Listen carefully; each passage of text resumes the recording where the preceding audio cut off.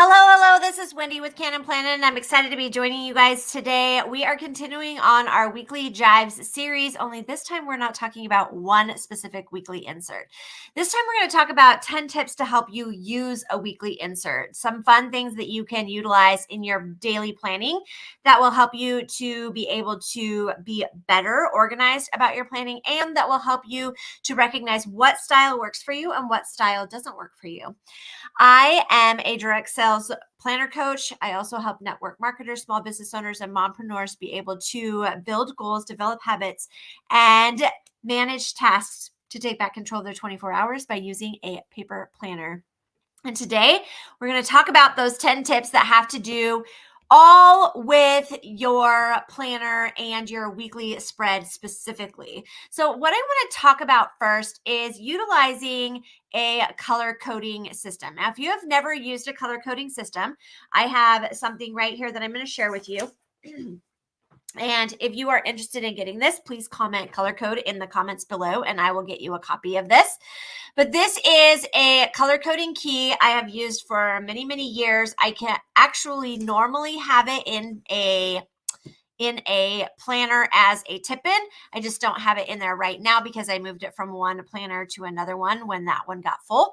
But this is a great way for you to use some ideas to help you to be able to determine where you are using your time, what needs to be managed specifically. So for instance, you can track your personal, your family, your business, your team, if you are with direct sales or other things like that, bills, birthdays, home. There are many, many things that you can do according to this particular time structure. You can also do it by energy. When do you have the most energy during the day? Morning, afternoon, evening. You can also do it by urgency. This is most important. This is least important, etc. So definitely utilizing a color coding key is a fantastic way to be able to take a quick look at your weekly insert and know where you need to be, when you need to be, and how you need to be there.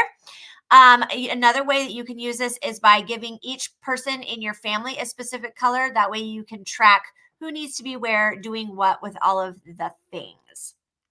All right, the next thing I want to talk about is prioritizing your tasks. We have already talked about this particular insert. This is the blocks section insert. I'm just going to go back to it really quickly. So this is the block section insert. This is a great way for you to be able to prioritize your tasks. If you have something that needs to be done important, something that needs to be looked at urgently, you can put those in each one of these columns. I like to use this particular insert to schedule appointments in different areas of my life. This is a great way to prioritize those tasks. You can quickly go in and be able to see what needs to be done first. You can also add some of that color coding we just talked about with this, and include maybe red is super urgent, and you can highlight red moments in your planner. So that's tip number 2. Number 3, I want to talk about time blocking. I have shared this insert as well. This is the weekly block hourly. It's one that I used at the end of a month so that I could kind of get things organized and see what I needed to get done and when I needed to get them done. It looks like mass chaos, and I explained this in the last time that I shared this video, but it made certain blocks of time, and then I color-coded the things that I actually got done in those blocks as I was working kind of through a time inventory at a time. So you can definitely use this as an opportunity for you to differentiate different activities or tasks throughout the week. You can color code these as well if you want to. It helps you to be able to stay focused and manage your time effectively. Another thing about this is that you are going to include buffer blocks. If you've ever read the 12-week year, he talks about a buffer block, and what that means, it allows you to be able to have time in between your tasks or appointments so that you can make up for unforeseen delays that you weren't expecting, like traffic, or maybe an event took longer than you expected, and so you need to have a little bit of transition time. So that is tip number 4. The next thing I want to talk about is flexibility. While we do have the opportunity in some layouts I'm going to get you another layout so that you can kind of see what I'm talking about. I just got to find it in here. because I did not make it. This is actually a daily layout, which I am not going to show you because it's a daily layout, but I put into a weekly format. And this one allowed for a lot of free will and flexibility in the schedule. It was more about just using a task list to getting things done. I did kind of make my list here and then tracked over here what I got done at certain days. So I started here Monday, Tuesday, Wednesday, went up to Thursday and Friday just to kind of see what I was doing. But this was really just a list to work from. It was not specifically set in time or stone on what day I needed to get what things done. There's something very, very important about using a weekly insert that I want to talk to you about without showing you an insert because it's super, super important. But the very thing that most people forget to do is review regularly. So we want to make sure that we take time at the beginning or end of each day to review our weekly plan. Take a look. What did you get done? What didn't you get done? And give yourself credit for those things that may not have been on your list that you actually did accomplish. So we want to make sure that we give ourselves a pat on the back when we do things, even if we don't necessarily write it down. And if you are one of those people that likes to have the check marks and you did something that was pretty amazing, write it down and give yourself a check mark. We want to really spend time breaking down tasks. And I've used this analogy a million times and I will continue to use it because it makes so much sense. When we are talking about the difference between a project and a task, we want to make sure that we know a concrete definition for them. I'm going to give you an example, probably one that many of you have used, and that is laundry. If I were to say I'm doing laundry, that is considered a project. Laundry consists of sorting clothes, washing clothes, drying clothes, folding clothes, putting clothes away, hanging them on the dryers, ironing them, etc. That is doing the laundry. If you say, I'm going to wash a load of clothes, that is a task. So when we talk about breaking down our larger tasks like laundry into smaller bite-sized pieces, that's what you're going to be doing when you're saying, I'm going to be doing this task. I'm going to put this task on my list and I'm going to check it off. So if this project that you're working on or task that you think you have is going to take you longer than 5 to 10 minutes, then you probably have a project and not necessarily a task. So keep that in mind as you are making your list of things that you want to get done in your weekly. Is that activity actually a project that you need to break down in smaller pieces, or is it a task that you can get done in a relatively quick amount of time?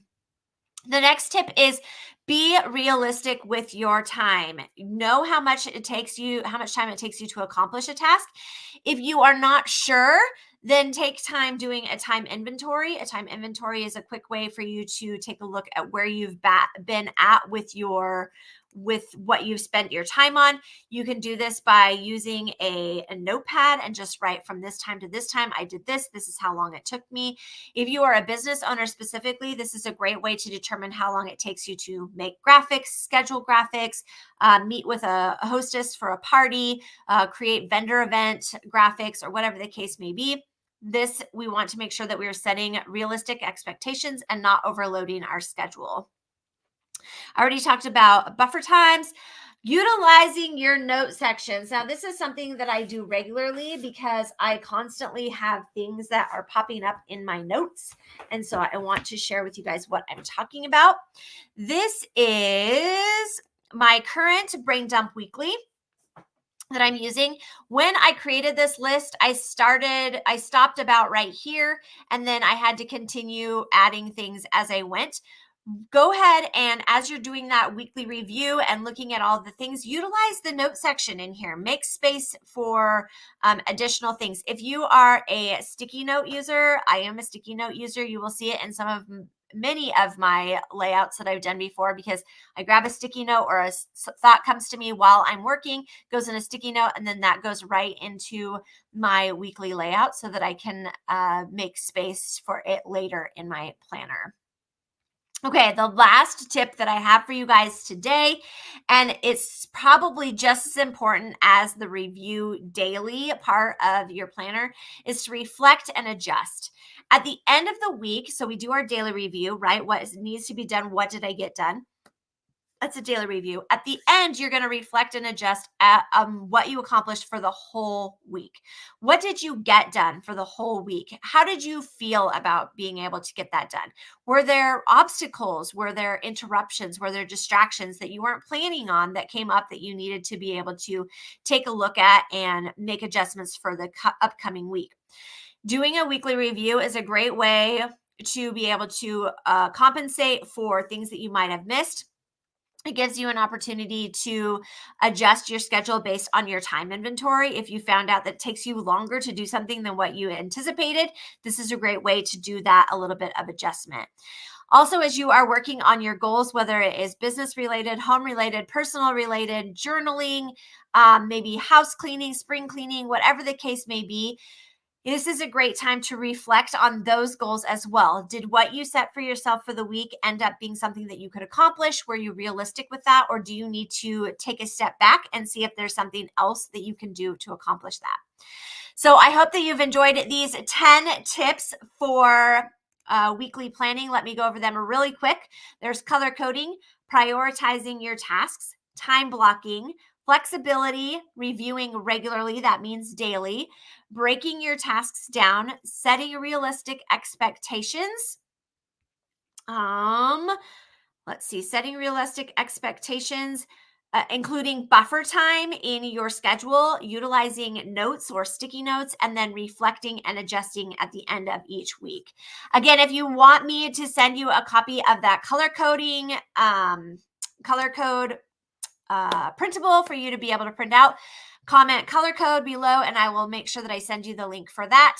Thank you guys so much for joining me. And if you found these 10 tips helpful, please feel free to share them out. If you're following me on YouTube, go ahead and hit that subscribe button so that you can find out all the new things coming from Cannon Planning.